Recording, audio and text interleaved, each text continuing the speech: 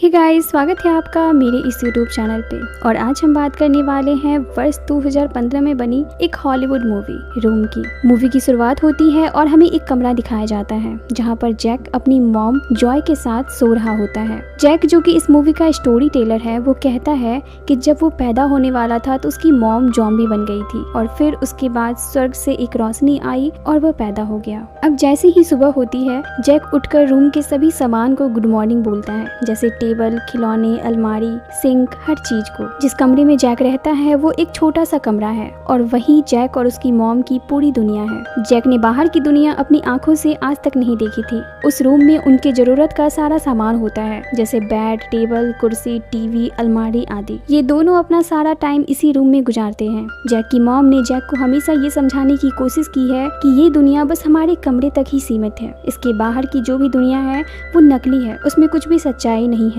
TV में हम जो भी बाहरी दुनिया देखते हैं वो सब वास्तव में नहीं है, वो सब कहानियां हैं। अब हमें दिखाया जाता है कि जैक का आज बर्थडे है और उसकी मॉम उसके लिए एक छोटा सा प्यारा केक बनाती है। और जब जैक वो केक देखता है तो वो कहता है कि इसके ऊपर कैंडल्स नहीं है। जॉय कहती है कि हमारे पास कैंडल्स नहीं है। जैक कहता है कि बर्थडे केक पर कैंडल्स होते हैं और मैं बिना कैंडल्स के केक नहीं काटूंगा। और वो अपनी मॉम पर बहुत गुस्सा होने लगता है। अब जॉय बहुत प्यार से जैक को अपने गले से लगाती है और उससे कहती है कि हमें वही सामान मांगना चाहिए जिनकी हमें जरूरत है और जो हमें आसानी से मिल सके। जैक अपनी मॉम से कहता है कि तुम ओल्ड निक को कहना कि हमें कैंडल्स चाहिए। अब ये ओल्ड निक कौन है, इसके बारे में हमें आगे पता चलेगा। अब जैसे ही शाम होती है, जो अपने बेटे जैक को सोने के लिए कहती है, लेकिन वो उसे बेड पर सुलाने के बजाय कवर्ड में सुलाती है। अब रात होने पर वहाँ पर एक आदमी आता है और वही ओल्ड निक होता है। वो जॉय को फिजिकली टॉर्चर करता है और वो ये काम हर रोज करता था। एक दिन जैक को रूम में एक चूहा दिखता है। जैसे ही वो उस चूहे को पकड़ने जाता है तभी जॉय उसे मार देती है और वो जैक से कहती है कि हम दोनों के अलावा इस रूम में कुछ भी रियल नहीं है। बाहर स्पेस है और वहाँ बहुत सारे एलियंस रहते हैं। जॉय कभी भी अपने बेटे को बाहरी दुनिया की सच्चाई नहीं बताती क्योंकि उसे लगता है कि उसी की तरह उसका बेटा भी इस रूम से कभी बाहर नहीं निकल पाएगा। अब एक रात फिर से ओल्ड निक वहाँ आता है। जब रात में वो सो रहा होता है तो जैक अपनी कबर्ड से बाहर निकलकर उसे देखता है। तभी ओल्ड निक की आंखें खुल जाती है और वो जैक को पकड़ने लगता है। ये देखकर जॉय निक को पकड़ लेती है और वो कहती है कि मेरे बेटे से दूर रहो।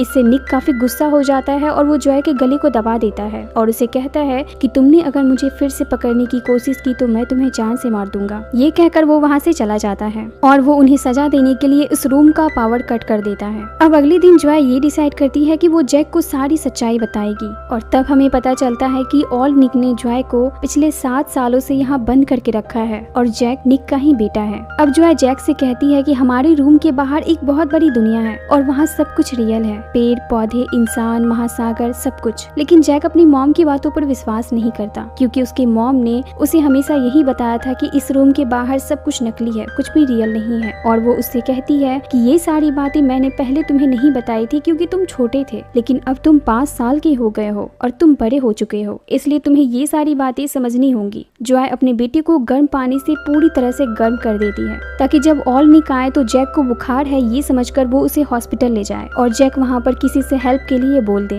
लेकिन जब ओल्ड निक वहाँ आता है तो वो कहता है कि मैं इसके लिए कल दवाइयाँ लेकर आऊंगा। इस तरह जॉय का ये प्लान फेल हो जाता है। लेकिन जॉय फिर से एक प्लान बनाती है। अब जॉय फिर से एक प्लान बनाती है, लेकिन ये प्लान थोड़ा रिस्की होता है। वो जैक से कहती है कि तुम्हें ओल्ड निक के सामने ऐसा दिखाना है कि तुम मर चुके हो और जब वो तुम्हें ट्रक में डालकर दफनाने के लिए ले जाएगा और जैसे ही किसी सिग्नल पर वो अपना गाड़ी रोकेगा तुम वहाँ से भाग जाना और जो भी पहला आदमी तुम्हें मिलेगा उससे हेल्प मांगना। अब जॉय जैक को एक कारपेट में फोल्ड करके उससे प्रैक्टिस करवाती है कि किस तरह से उसे कारपेट से बाहर निकलकर भागना है। अब जब शाम में निक वहाँ आता है तो जॉय उसके सामने रोने का नाटक करती है और वो उससे कहती है कि तुमने मेरे बेटे को मार दिया। मैंने तुमसे कहा था कि इसे हॉस्पिटल ले जाओ, लेकिन तुमने मना कर दिया और मेरा बेटा नहीं रहा। अब वो उसे अपने बेटे को किसी पेड़ के पास दफनाने के लिए कहती है और निक उसे अपनी गाड़ी में डालकर वहाँ से ले जाता है। अब जैसे ही निक सिग्नल पर गाड़ी रोकता है, जैक मौका देखकर कारपेट से बाहर निकलता है और वो खुले आसमान को देखकर चौंक जाता है क्योंकि उसने आज तक बाहरी दुनिया नहीं देखी थी। और अब वो हिम्मत करके उस गाड़ी से बाहर कूदने की कोशिश करता है, लेकिन तभी ओल्ड निक उसे देख लेता है। फिर भी वो उस गाड़ी से नीचे कूद जाता है और आगे भागता हुआ उसे एक आदमी मिल जाता है।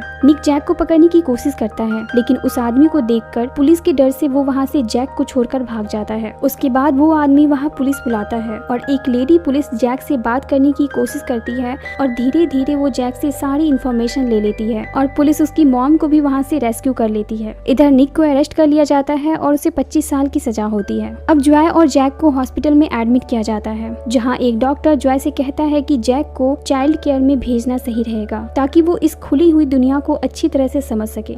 लेकिन जॉय मना कर देती है। वो कहती है कि मेरा बेटा मेरे साथ मेरे घर में ही रहेगा। तभी वहाँ पर जॉय के मॉम और डैड आते हैं, जिसे देखकर जॉय बहुत खुश होती है और अपने मॉम और डैड के गले लगकर बहुत रोती है। जॉय को पता चलता है कि उसकी मॉम और डैड एक दूसरे से अलग रहते हैं क्योंकि उन्होंने डाइवोर्स ले लिया है और उसकी मॉम ने दूसरी शादी भी कर ली है। उसका नाम लियो है। अब जॉय अपने बेटे के साथ अपने घर आती है। जॉय नोटिस करती है कि उसके डैड कुछ अजीब सा बिहेव कर रहे हैं। तभी पता चलता है कि वो जैक को पसंद नहीं करते और ना ही उसे अपना ग्रैंड चाइल्ड मानते हैं और वो वहाँ से चले जाते हैं। जैक को इस बाहरी दुनिया में एडजस्ट होने में बहुत दिक्कत आ रही होती है। वो हमेशा अपनी मॉम को रूम में जाने के लिए कहता और सिर्फ अपनी मॉम से ही बातें करता रहता। एक दिन जॉय अपनी पुरानी फोटोज देख रही होती है। वो सोचने लगती है कि उसकी सारी फ्रेंड्स नॉर्मल लाइफ जी रही है। वो शादी कर रही है, डेट कर रही है, वो सभी अपनी लाइफ में बहुत खुश है। वहीं जॉय अपनी जिंदगी को पिछले 7 सालों से नरक की तरह गुजार रही थी। इन सारी बातों को सोचकर धीरे धीरे जॉय डिप्रेशन में जा रही थी और इस दौरान वो अपना सारा गुस्सा अपनी मॉम पर उतारती है। जॉय को अपने बेटे जैक की भी टेंशन होती है क्योंकि काफी दिन हो चुके थे और वो किसी से भी घुल मिल नहीं रहा था, बस गुमसुम रहता था। जॉय का एक फैमिली लॉयर था जो उसे सजेस्ट करता है कि उसे इंटरव्यू देना चाहिए, इससे उसे पॉपुलैरिटी मिलेगी और वो फाइनेंशियली भी स्ट्रांग बनेगी। जॉय इंटरव्यू देने के लिए तैयार हो जाती है, लेकिन उस इंटरव्यू में जॉय से काफी सारे सवाल पूछे जाते हैं, जैसे कि जैक पैदा हुआ तो उसे उसने अपने पास ही क्यों रखा, उसे निक से कहकर किसी चाइल्ड केयर में क्यों नहीं भिजवा दिया, क्या उसने अपना अकेलापन दूर करने के लिए जैक को अपने पास रखा था, अगर वो जैक को सही समय पर किसी चाइल्ड केयर में भेज देती तो अभी वो एक नॉर्मल लाइफ जी रहा होता। ये सब सुनने के बाद जॉय काफी गिल्ट फील करती है और वो ये सोचने लगती है कि सच में उसने अपने फायदे के लिए जैक को अपने पास रखा था। इसके चलते जॉय डिप्रेशन में चली जाती है और सुसाइड करने की कोशिश करती है, लेकिन जैक उसे देख लेता है। अब फैमिली वाले जॉय को हॉस्पिटल में एडमिट करवाते हैं। इधर जैक घर में अपनी मॉम को बहुत याद करता है। वो चाहता है कि जल्द से जल्द उसकी मॉम उसके पास आ जाए और एक दिन वो अपनी नानी से कहता है कि वो उसके लंबे बाल काटकर उसकी मॉम को दे दे, क्योंकि वो सोचता है कि उसके लंबे बाल उसे ताकत देते हैं और अगर वो अपने लंबे बाल अपनी मॉम को देगा तो उसकी मॉम जल्द से जल्द ठीक हो जाएगी। और अब जैक अपनी मॉम के अब्सेंट में धीरे धीरे सभी से घुलने मिलने लगता है। वो लियो के पेट डॉग से भी मिलता है और पड़ोस में रहने वाले एक बच्चे से उसकी दोस्ती भी हो जाती है और वो अक्सर उसके साथ खेलने लगता है। अब जैसे ही जॉय ठीक होकर घर आती है, वो अपने बेटे को नॉर्मल लाइफ एंजॉय करता देख बहुत खुश होती है और अपने बेटे से वादा करती है कि वो पूरी जिंदगी उसके साथ रहेगी। अब जॉय अपनी मॉम से कहता है कि मुझे एक बार उस रूम पर जाना है और जॉय अपने बेटे का मन रखने के लिए उसके साथ वहाँ जाती है। वहाँ का सारा सामान पुलिस इन्वेस्टिगेशन के लिए अपने साथ ले जा चुकी थी। अब ये रूम पूरी तरह से खाली था। जैक कहता है कि ये रूम अब रूम नहीं है क्योंकि इसका दरवाजा खुला हुआ है, जब दरवाजा बंद होता है तभी ये रूम है। और फाइनली जैक बचे हुए सारे सामान को बाय बोलकर वहाँ से चला जाता है। ये मूवी हमें एक मैसेज देती है कि जब कोई किडनैप किया हुआ इंसान बहुत समय बाद रेस्क्यू किया जाता है तो सोसाइटी और फैमिली वाले उसके साथ कैसा व्यवहार करते हैं और उन्हें किस तरह की डिप्रेशन से गुजरना पड़ता है। इसी के साथ इस मूवी का द एंड होता है। इसी तरह के मूवीज एक्सप्लेनेशन वीडियोस देखने के लिए मेरी वीडियोस को लाइक करें और चैनल को सब्सक्राइब जरूर करें। Thank you.